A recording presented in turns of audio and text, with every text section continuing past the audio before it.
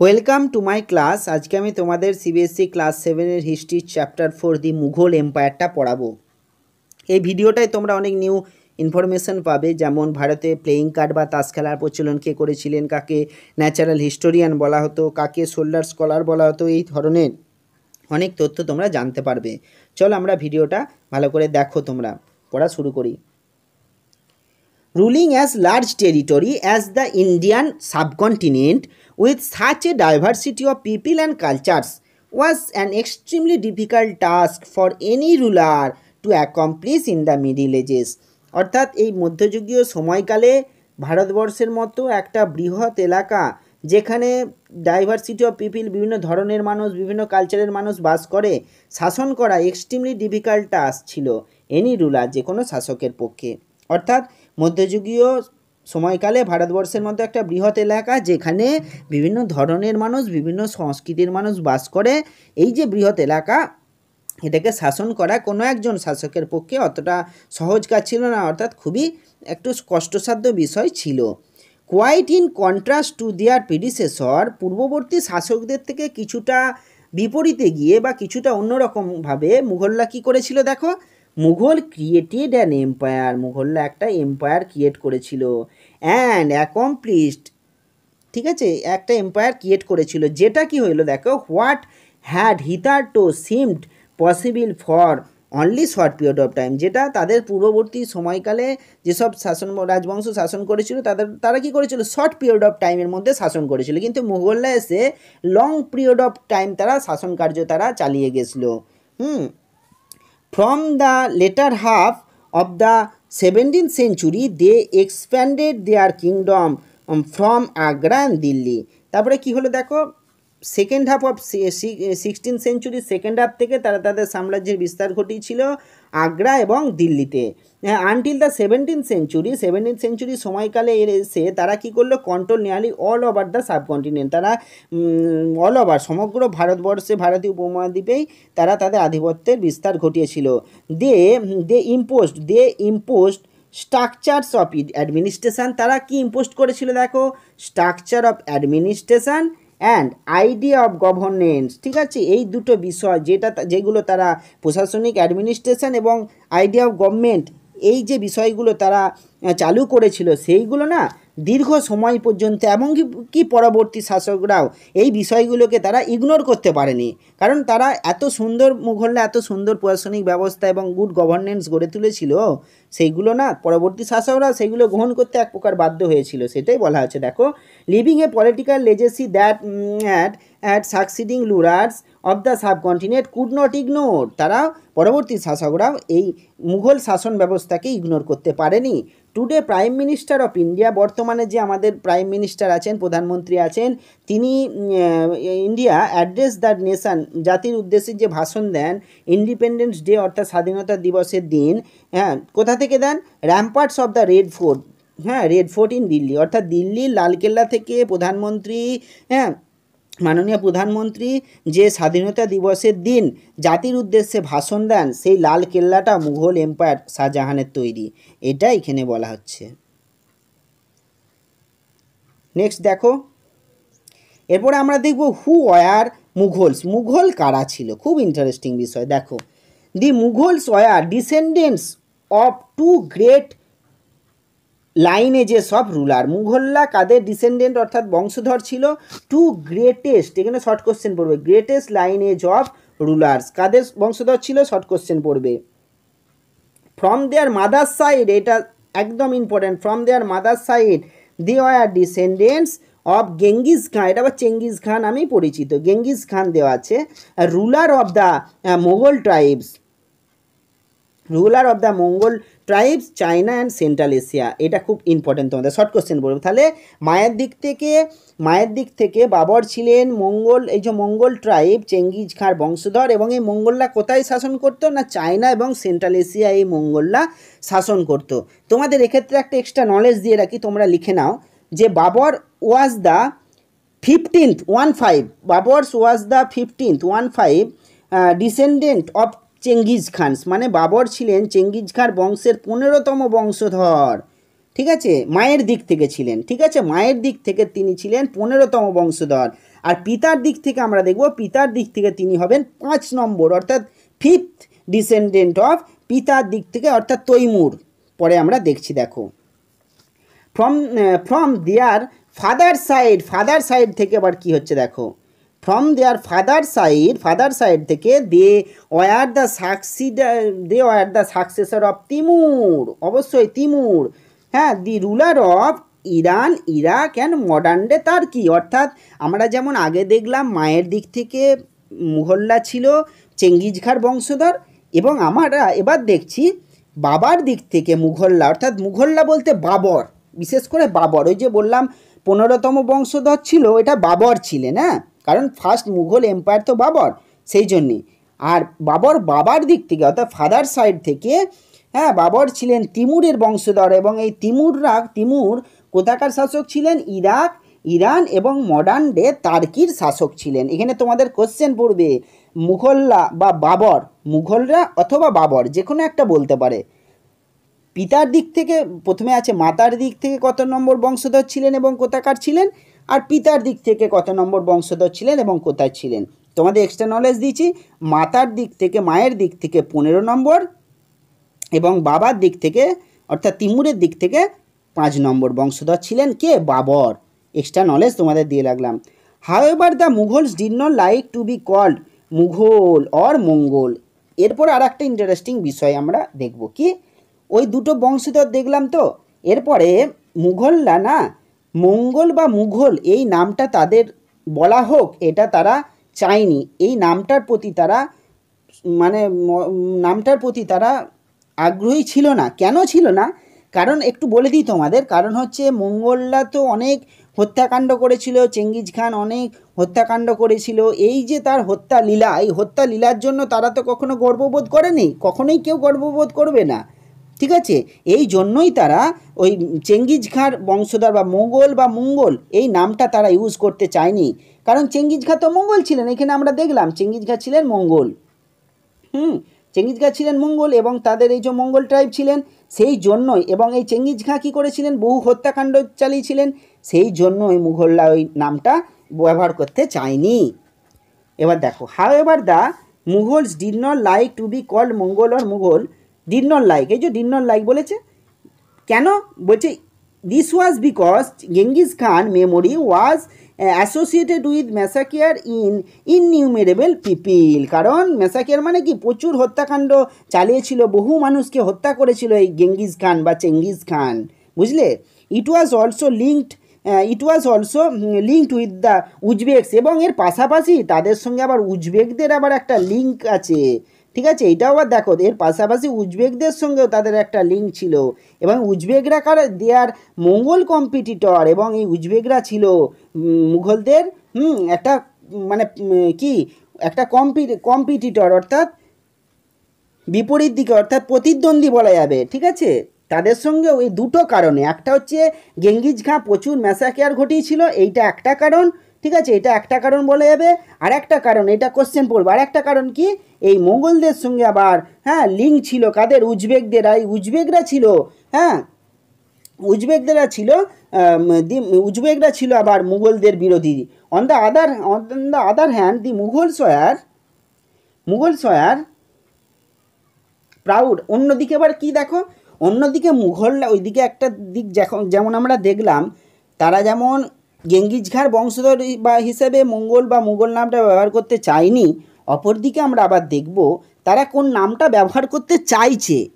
তারা মায়ের দিক থেকে নামটা ব্যবহার করতে চাইলো না, তারা পিতার দিক থেকে নামটা ব্যবহার করতে চাইলো, অর্থাৎ তিমুরের দিক থেকে।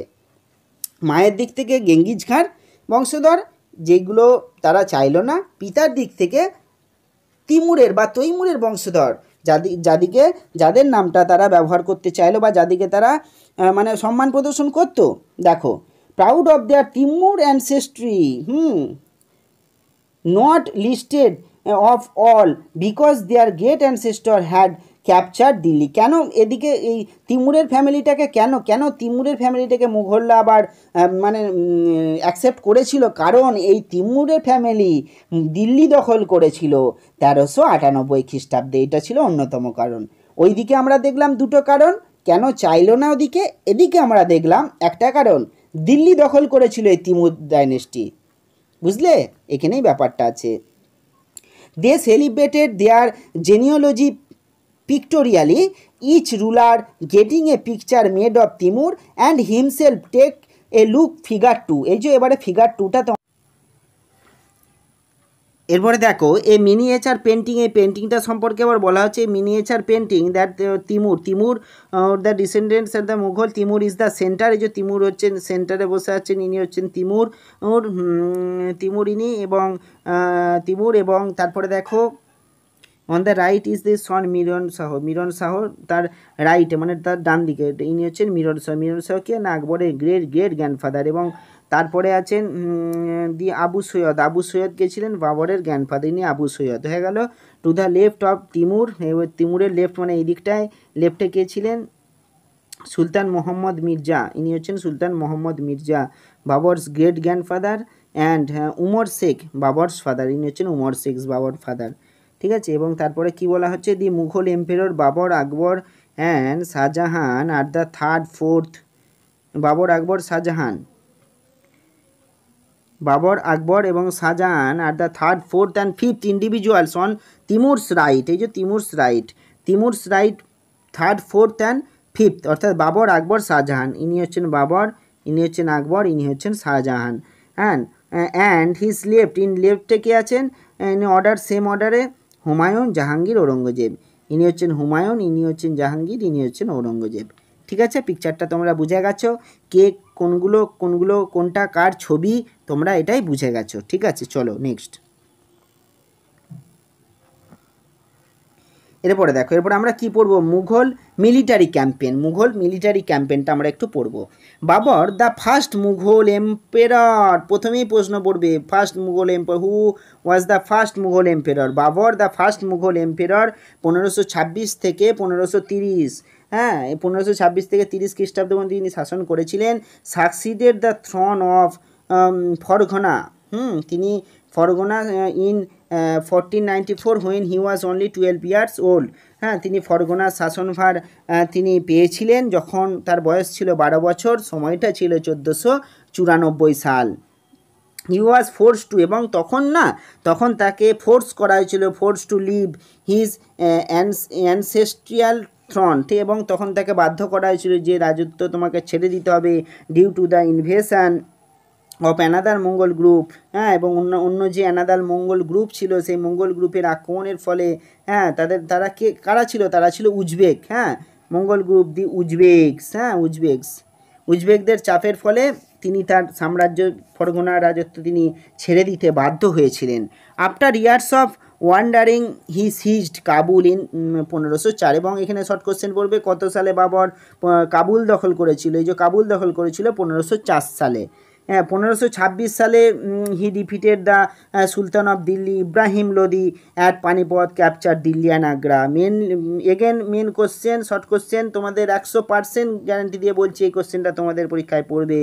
বাবর কত সালে, 1526 সালে কাকে পরাজিত করে, ইব্রাহিম লোদিকে পরাজিত করে পানিপথের প্রথম যুদ্ধ ছিল এটি, 1526 সালে হয়েছিল, এবং এই যুদ্ধে জয়ের ফলে বাবর দিল্লি এবং আগ্রা দখল করেছিল। ঠিক আছে, 1526 সালে পানিপথের প্রথম যুদ্ধতে ইব্রাহিম লোদিকে পরাজিত করে বাবর দিল্লি এবং আগ্রা দখল করেছিল, এটা তার ফার্স্ট ক্যাম্পেইন দেখানো হলো। ঠিক আছে, এইখানে table 1 chart some of the major campaigns of Mughals, study at carefully and see if you can notice any long term patterns. You notice, for example, Afghans were an immediate threat to Mughal authority. ঠিক আছে, এখানে এই বিষয়গুলো একটু তোমরা খেয়াল করো। Note the relationship between Mongols and the Ahoms, এবং মঙ্গল অহোমদের মধ্যে রিলেশান, শিখদের সঙ্গে রিলেশান, মারওয়ার, শিখ, অহোম এদের মধ্যে রিলেশান, এগুলো সব তোমাদেরকে একটু খেয়াল করতে হবে এইটা, এইগুলো পড়তে how was Humayun's relationship with Safavid, সাফাভিদদের সঙ্গে হুমায়ুনের রিলেশনশিপ কী ছিল, ইরান সাফাভিদ কোথাকার ছিল, ইরানদের সাফাভিদ ছিল। ডিফারেন্ট ফ্রম আকবর, এবং এটা আকবরের কি নীতিটা কি কীরকম আলাদা ছিল। Did annexation of Golconda and Bijapur in Aurangzeb reign, ঔরঙ্গজেবের সময় গোলকুন্ডা এবং বিজাপুরের আধিপত্য প্রতিষ্ঠা কি হয়েছিল। And hostile in the Deccan hostilities, Akbar's reign and hostilities in the Deccan, অর্থাৎ ডেকানের অর্থাৎ দাক্ষিণাত্যের যে এই বিষয়টা বলা হচ্ছে, দাক্ষিণাত্যের যে যুদ্ধ এবং যুদ্ধের অবসান ঘটেছিল যখন ঔরঙ্গজেব গোলকুন্ডা এবং বিজাপুর দখল করেছিল, তখন কিভাবে দাক্ষিণাত্যের যুদ্ধের অবসান ঘটেছিল সেটাও তোমরা একটু খেয়াল করবে এগুলো পড়তে পড়তে। এখানে একটুখানি একটা বলে দিই তোমাদের, এই ফিগার 4-এ একটা আছে এই বিষয়টা, ক্যাননস, এটা ক্যাননস কামানের ব্যবহার were an important addition in 16th century warfare. 16th century ওয়ারফেয়ারে ক্যাননের অ্যাডিশানটা ছিল অন্যতম গুরুত্বপূর্ণ বিষয়। Babur use them effectively in the first battle of Panipat. Short question পড়বে, বাবর কোন যুদ্ধতে কামানের ব্যবহার প্রথম ভারতবর্ষে করেছিলেন। তবে 1519 সালে আমরা জানি, তোমাদের এখানে নিয়ে এক্সট্রা নলেজ দিয়ে রাখছি তোমাদের, বাবর 1519 সালে বজৌরে প্রথম কামানের ব্যবহার করেছিলেন, এবং তিনি 1526-এ পানিপথের যুদ্ধেও করেছিলেন। তিনি 1527-এ খানুয়ার যুদ্ধতেও কামানের ব্যবহার করেছিলেন, এবং তিনি 1528-এ চান্দেরির যুদ্ধতেও করেছিলেন, এবং 1529-এ গড়গড়ার যুদ্ধতেও করেছিলেন। এগুলো তোমরা জেনে রাখো, এক্সট্রা নলেজ দিয়ে রাখলাম। এরপরে আমরা মেন জায়গায় আসছি, দেখো Mughal emperors, major campaigns and events. Babur 1526 থেকে 1530, খুব ইন্টারেস্টিং। বাবরের কথা আমরা প্রথমে পড়ব। 1526 থেকে 1530 সময়কালে, 1526 সালে কি, 1526 সালে ডিফিটেড ইব্রাহিম লোদি, ওই যে আগেই বললাম, and his Afghan supporters at পানিপথের যুদ্ধতে ইব্রাহিম লোদি এবং তার আফগান সাপোর্টারদের পরাজিত করেছিলেন বাবর 1526 সালে। তারপর 1527 সালে ডিফিটেড রানা সংঘ, মেবারের রানা সংঘ ছিলেন তিনি, তাকে পরাজিত করছেন। তিনি রাজপুত ছিলেন, এটা আফগান ছিল, এটা হচ্ছে রাজপুত, এটা রাজপুত, ঠিক আছে। রাজপুত পরাজিত করেছিলেন কিসের যুদ্ধে, খানুয়ার যুদ্ধে। তাহলে 1526 পানিপথের যুদ্ধ, মনে রাখবে ভালো করে, শর্ট কোশ্চেন পড়বে। 1526 পানিপথের যুদ্ধ, 1527 খানুয়ারের যুদ্ধ, 1528 ডিফিটেড দ্য রাজপুতস অ্যাট চান্দেরি। এখানে তোমাদের এক্সট্রা নলেজ দিয়ে রাখি, চান্দেরি 28 সালে চান্দেরি যুদ্ধ হচ্ছে। চান্দেরির শাসক ছিলেন মেদিনী রাও,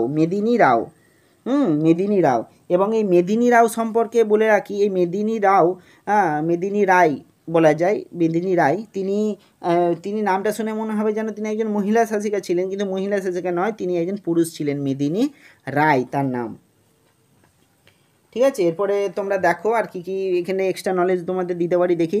এই established control over Agra and Delhi before his death, এবং বাবর 1530 সালে তার মৃত্যুর আগে তিনি কোথায় আগ্রা এবং দিল্লিতে তিনি আধিপত্য স্থাপন করেছিলেন, ঠিক আছে। এটা হয়ে গেল। এরপরে দেখো হুমায়ুনটা আমরা দেখব 1530 থেকে 40, 1555, 56, এই যে মাঝের এই গ্যাপটা কোথায় গেলেন হুমায়ুন, মাঝের গ্যাপটায় শেরশাহের তাড়া খেয়ে তিনি ভারতবর্ষ ত্যাগ করে কাবুল, আফগানিস্তান এসব জায়গা তিনি চলে গিয়েছিলেন, ঠিক আছে। দেখো Humayun divided his inheritance according to the will of his father. হুমায়ুনও এসে divided his according to his father, Humayun এলেন এবং তিনি তার বাবার একজন উত্তরাধিকারী হিসেবে ক্ষমতায় বসলেন, এবং তার সাম্রাজ্যকে, হুমায়ুন বাবার ইচ্ছা মতো তার সাম্রাজ্যকে ডিভাইডেড করে দিলেন, এবং তার বাবার ইচ্ছা মতো, মানে তার বাবরের ইচ্ছা ছিল কি, তার সাম্রাজ্যটা না তার ছেলেদের মধ্যে ভাগ করে দেওয়া হবে, এবং তার দায়িত্ব হুমায়ুনকে দিয়েছিল। হুমায়ুন এসে সেই কাজটাই করেছিলেন, সেটাই বলা হচ্ছে। His brothers were each given a province, এবং তাদের প্রত্যেক ভাইকেই বিভিন্ন প্রভিন্স দেওয়া হয়েছিল। The ambitions of his brother Mirza Kamran weakened Humayun's cause against Afghan campaign, এবং এই মির্জা কামরানের জন্যই হুমায়ুন আফগানদের বিরুদ্ধে যুদ্ধতে দুর্বল হয়ে পড়েছিল। শের খান ছিলেন আফগান, শের খান ডিফিটেড হুমায়ুন অ্যাট চৌসা এবং চৌসার যুদ্ধ। শের খান তিনি চৌসার যুদ্ধে হুমায়ুনকে পরাজিত করছেন, খুব গুরুত্বপূর্ণ। এবং তারপরে শের শাহ উপাধি নিচ্ছেন, মনে রাখবে এই এক্সট্রা নলেজ।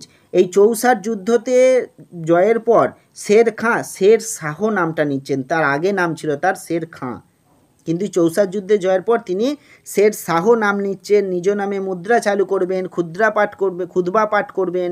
হ্যাঁ, এই বিষয়গুলো হচ্ছে।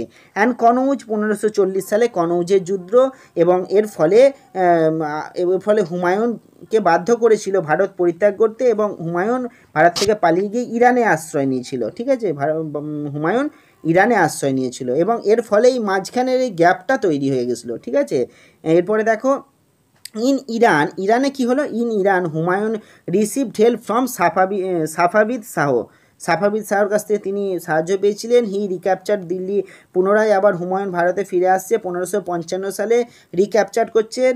হ্যাঁ, শর্ট কোশ্চেন পড়বে। But did the next year after an accident in his building, এবং এক পাঠাগারের ছাদ থেকে পড়ে গিয়ে, পাঠাগারের শেরমন্ডল নামে একটা পাঠাগার ছিল, এবং সে পাঠাগারের ছাদ থেকে পড়ে গিয়ে হুমায়ুনের মৃত্যু হয়েছিল। এটা হয়ে গেল হুমায়ুন। এবার আমরা আকবর পড়ব। আকবর ওয়াজ 13 years old when he became emperor. আকবরের 13 বছর বয়স ছিল যখন আকবর শাসক হয়েছিলেন, তখন তার বয়স ছিল 13, মাত্র 13 বছর। His reign can be divided into 3 parts. আকবরের সময়কালকে 3টে ভাগে ভাগ করা হয়েছে। একটা কি 1556 থেকে 70। এই সময়টা কি হচ্ছে দেখো, Akbar became independent of the regent Bairam Khan and other members of his domestic staff. Akbar যে মুঘল দরবারে যে সমস্ত বৈরম খাঁ এবং অন্যান্য যারা ছিল তাদের অধীনতা থেকে আকবর নিজেকে ক্রমশ মুক্ত করতে থাকলেন। Military campaigns were launched against the Suris, এবং সুরিদের বিরুদ্ধে, অ্যান্ড আফগানদের বিরুদ্ধে করলেন।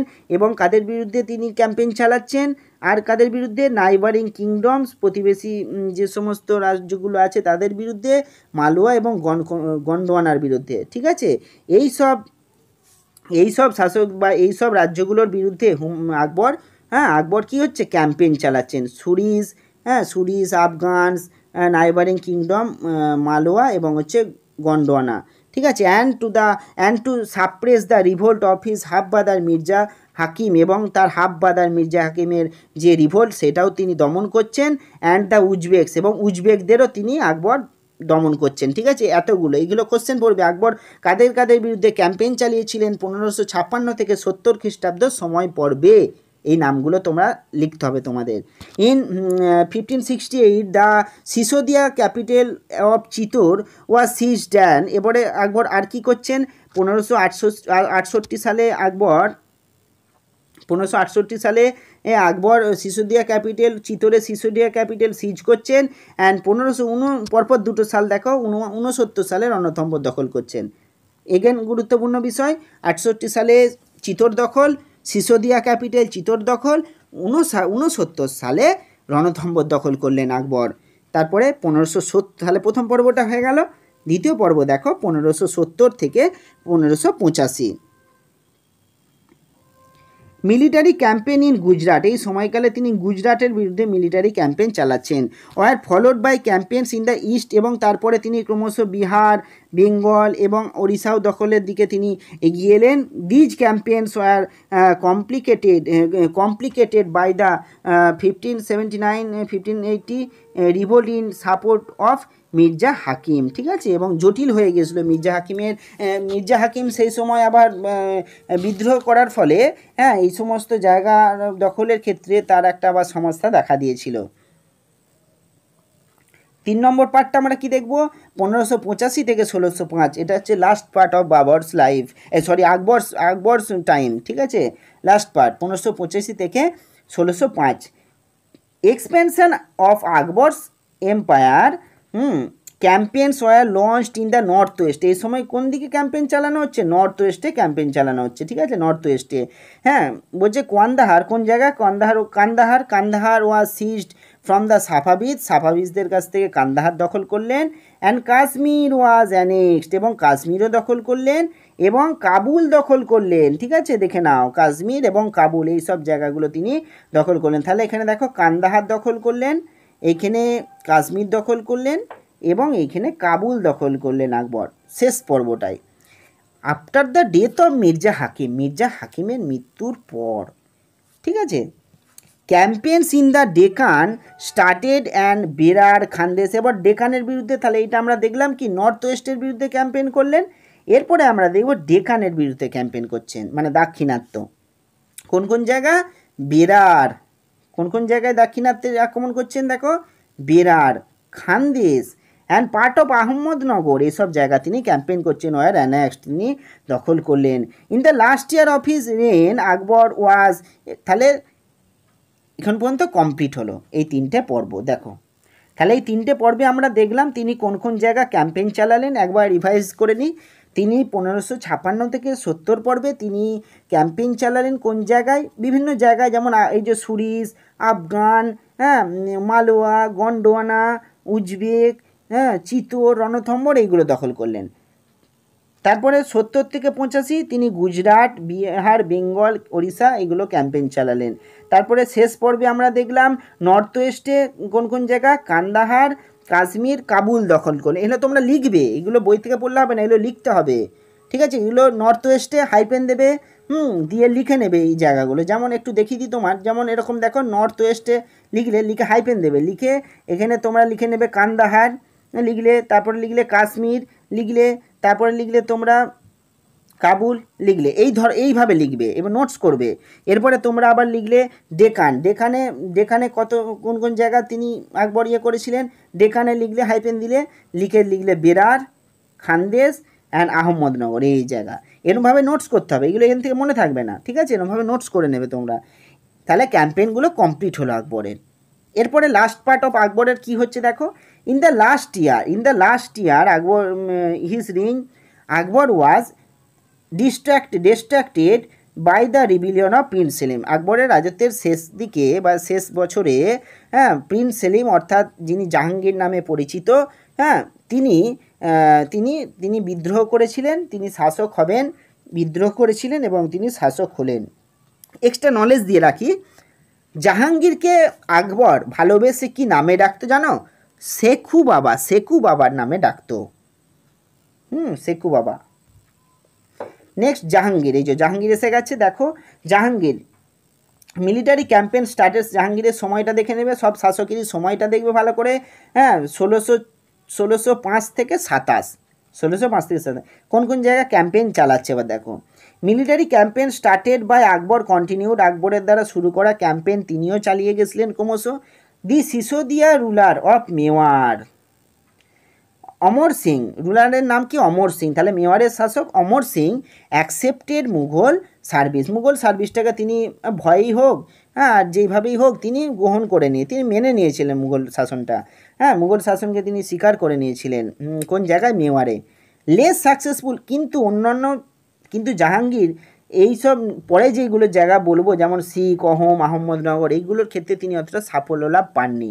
যেমন লেস সাকসেসফুল, এখানে এই যে বলাই হচ্ছে দেখো,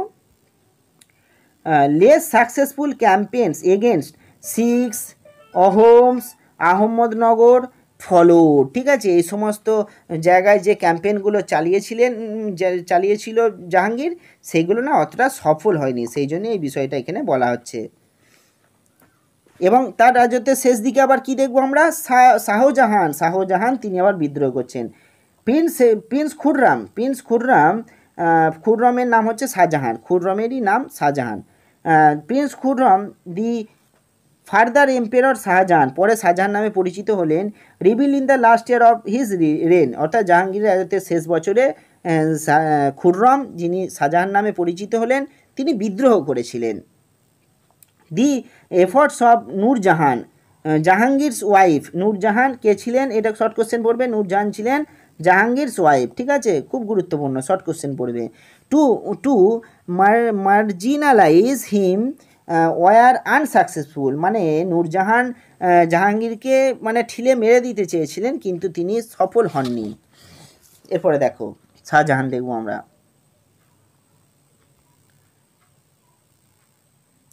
Shahjahan, Mughal campaigns continued in Deccan. এবার শাহজাহানের সময় ডেকানে মুঘলদের ক্যাম্পেন কন্টিনিউ ছিল, হ্যাঁ কন্টিনিউ ছিল আন্ডার দ্য শাহজাহানের সময়। দি আফগান নোবেল খান জাহান লোদি, আফগান নোবেলের নাম কি? খান জাহান লোদি। রিবিল্ড, তিনি বিদ্রোহ করেছিলেন, অ্যান্ড ওয়াজ ডিফিটেড, এবং পরাজিত হয়েছিলেন। এখানে কোশ্চেন পড়বে খান জাহান লোদি কার সময় বিদ্রোহ করেছিলেন এবং পরাজিত হয়েছিলেন? তোমাদেরকে লিখতে হবে শাহজাহানের সময়।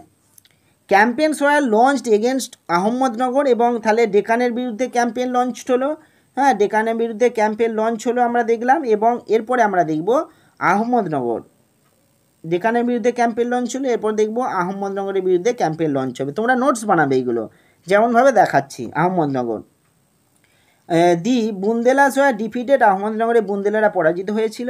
অ্যান্ড ওরচা সিজড, এবং ওরচাটা দখলকৃত হয়েছিল। ইন দ্য নর্থ ওয়েস্টে ক্যাম্পেইন চালাচ্ছে। সিজ বলকান, এই যে বলকান দখল করছে, ফ্রম দ্য উজবেকদের কাছ থেকে বলকান দখল করছে, কিন্তু এটা আনসাকসেসফুল ছিল। কিন্তু এই নর্থ ওয়েস্টের ক্যাম্পেন বলকানের বিরুদ্ধে যেটা করেছিলেন সেটাই তিনি আনসাকসেসফুল ছিলেন। And Kandahar was lost to the Safavids, কিন্তু কন্দাহারটা সাফাবিজদের কাছ থেকে ছিনিয়ে নেওয়া হয়েছিল। In the 1632 Ahmadnagar was finally annexed, এবং 1632 সালে আহমদনগর ফাইনালি দখল করে নিয়েছিলেন তিনি। And Bijapur forced sued for peace, এবং বিজাপুর শান্তি রক্ষার জন্য, হ্যাঁ ফোর্স শুড মানে কি? অ্যাপিল, শুড মানে অ্যাপিল করা হয়েছিল বিজাপুরের পক্ষ থেকে যে সেখানে যেন শান্তি শৃঙ্খলা বজায় রাখেন, হ্যাঁ শাহজাহান। এরপরে কী হচ্ছে দেখো, ইন 1657 মানে 1657-58 সালে there was conflict over succession against Shahjahan son, শাহজাহানের ছেলেদের মধ্যে দ্বন্দ্ব দেখা দিয়েছিল। ঔরঙ্গজেব ওয়াজ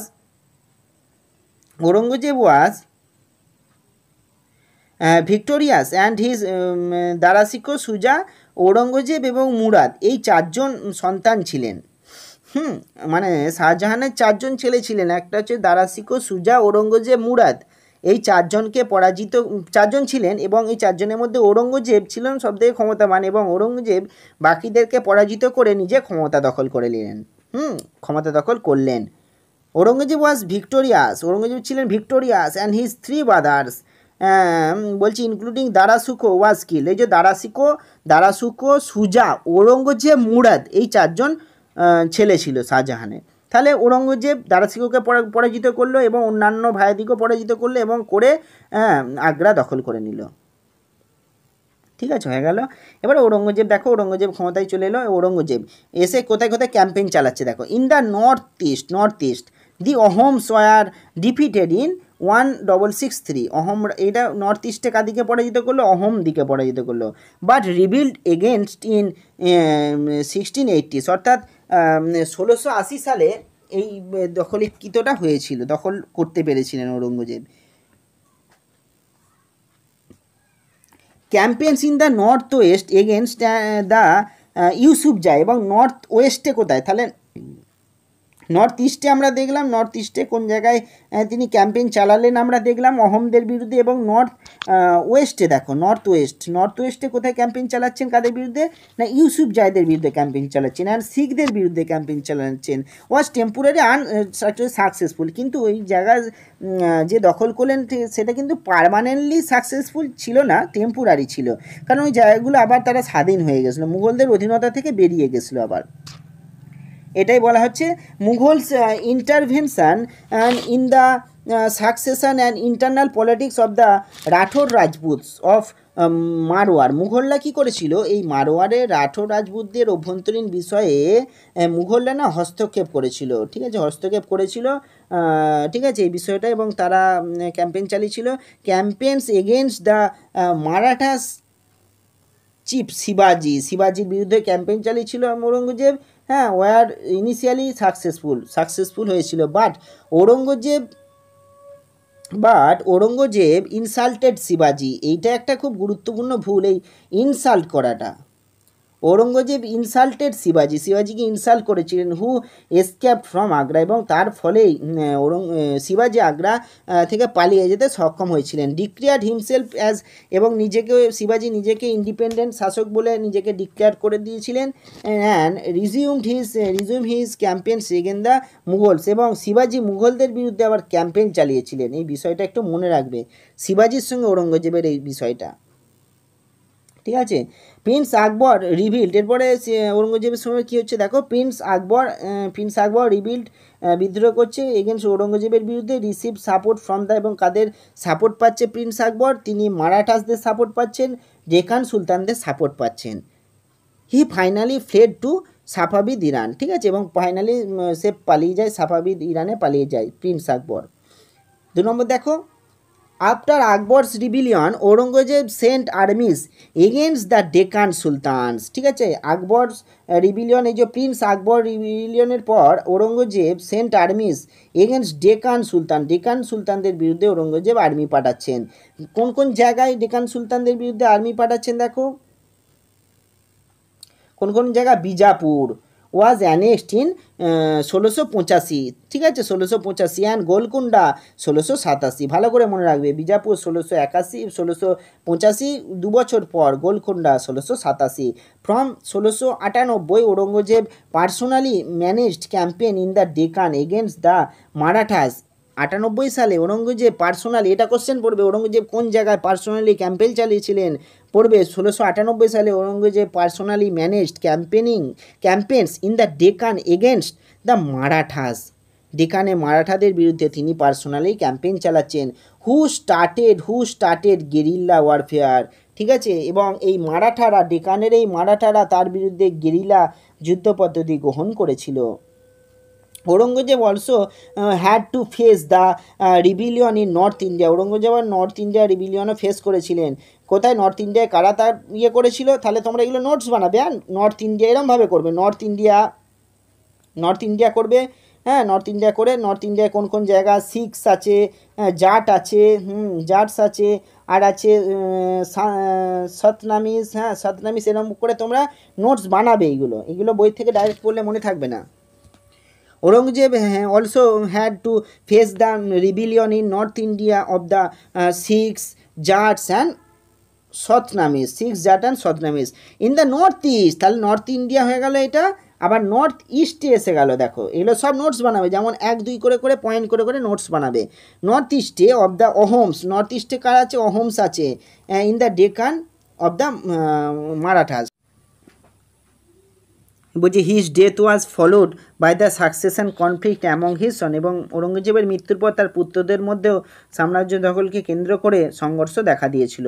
এরপরে দেখো মুঘল ট্র্যাডিশনস অফ সাকসেশন, কী আছে, the Mughals did not believe in the rule of primogeniture রুলে বিশ্বাসী ছিলেন না। প্রাইমোজেনেচার মানেটা হচ্ছে মানে জ্যেষ্ঠ, অর্থাৎ যে বয়সে বড় সেই শাসক হবে। দেখো এখানে বলা আছে, where the eldest Son inherited his father's estate, হ্যাঁ, তার পিতার সম্পত্তির অধিকারী একমাত্র তার জ্যেষ্ঠ পুত্র হবে, সেটাকে বলা হয় প্রাইমোজেনিচার। এই টার্মটা খুব ভালো করে মনে রাখবে। তারা মুঘলরা এই প্রাইমোজেনিচারে বিশ্বাসী ছিল না। কিসে বিশ্বাসী ছিল এরপরে বলা হচ্ছে, দেখো, instead they followed the Mughal and Timurid custom, তারা মুঘল এবং তিমুরিদের একটা কাস্টম ফলো করেছিল, অফ কোপার্সিনারি ইনহেরিটেন্স, এই টার্মটাও মনে রাখবে। তারা প্রাইমোজেনিচারে বিশ্বাসী ছিল না, মানে যে বড় ছেলে জ্যেষ্ঠ সেই পরে সব কিছুর অধিকারী হবে, সেইটাই মুঘলরা বিশ্বাসী ছিল না। কিসে বিশ্বাসী ছিল, কোপার্সিনারি ইনহেরিটেন্স, অর্থাৎ কি, সকল পুত্রের মধ্যে সাম্রাজ্য সমান ভাগে ভাগ করে দেওয়া হবে, সকলেই সমান অধিকারী সব সম্পত্তির, হ্যাঁ, সেই ধারণায় তারা বিশ্বাসী ছিলেন।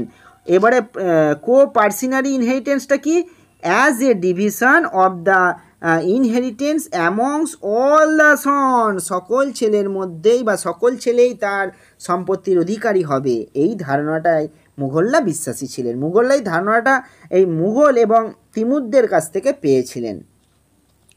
From the highlighted passage table 1 and note the evidence of for rebellions by Mughal Prince.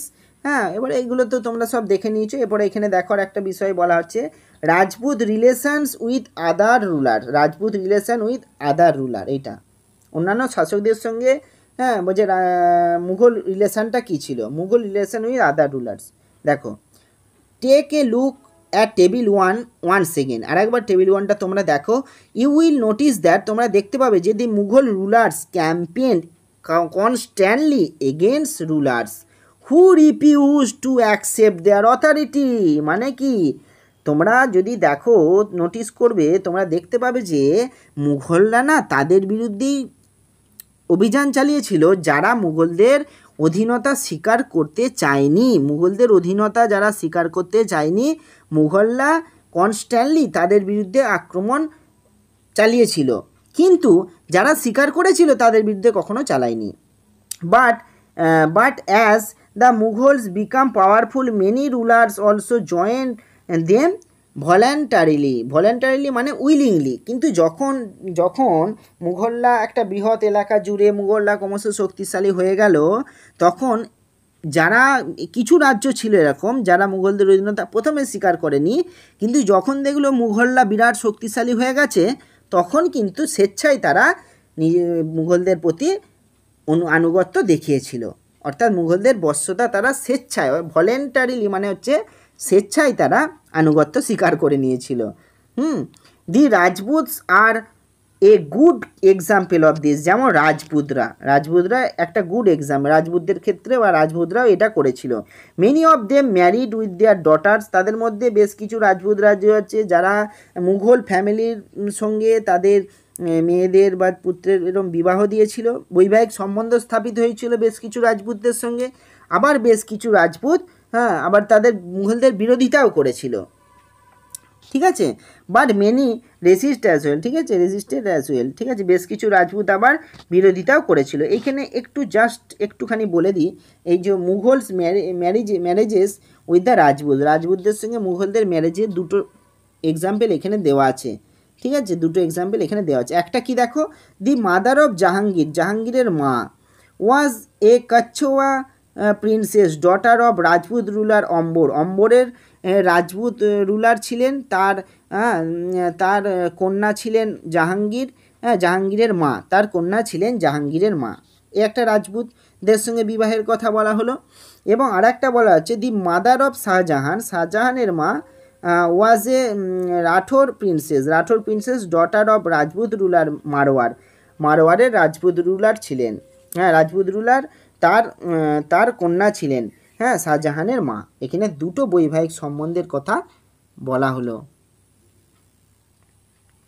এরপরে দেখো, আমরা এখান পর্যন্তই আজকে পড়বো আজকে। The Sisodiya Rajputs refuse to accept Mughal authority for a long time. এই সিসোদিয়া রাজপুত দীর্ঘ সময় ধরে মুঘলদের অধীনতা তারা স্বীকার করতে চায়নি।